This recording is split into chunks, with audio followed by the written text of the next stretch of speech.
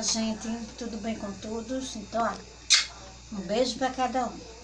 Hoje vamos ter aula de natureza e sociedade, tá certo? Natureza e sociedade. Então, hoje a gente vai ver, a gente vai estudar alimentação, nutrição e desnutrição. Para a gente ter uma boa saúde, precisamos nos alimentarmos bem, tá certo? Comer nas horas certas, né? Tem a hora do almoço, a hora do jantar, a hora do lanche, né? E temos que ter as horas das nossas refeições, né? Tem que ter tudo na sua horinha certa, tá certo? Então, vamos ver o nosso encarte da nossa alimentação. A gente vai ver uma pirâmide de uma boa alimentação. Vamos lá?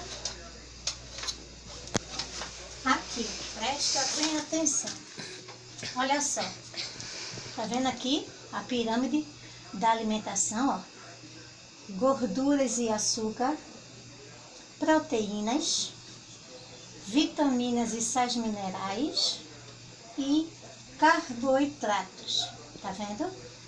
Na gordura e açúcar, né? Temos o que aqui? O leite, manteiga, né? Chocolate, ó, né? Tudo isso aqui tem gordura, né? As proteínas, de onde é a proteína? Queijo, leite, ovos, né? E a carne.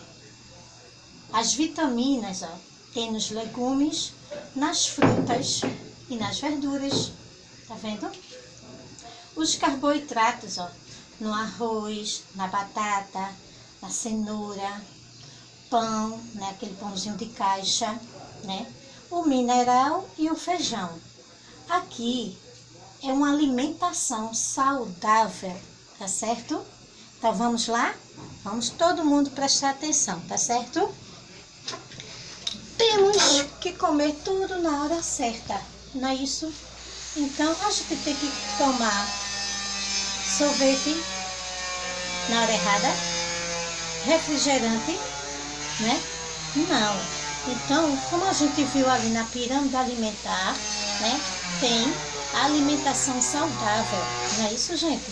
Então, todos os dias temos que nos alimentarmos bem, né? Se a gente não se alimentar, a gente fica fraco, não é isso? Então, vamos lá. Na nossa atividade hoje, a gente vai fazer a página 83 do livro, tá bom? 83 e 84.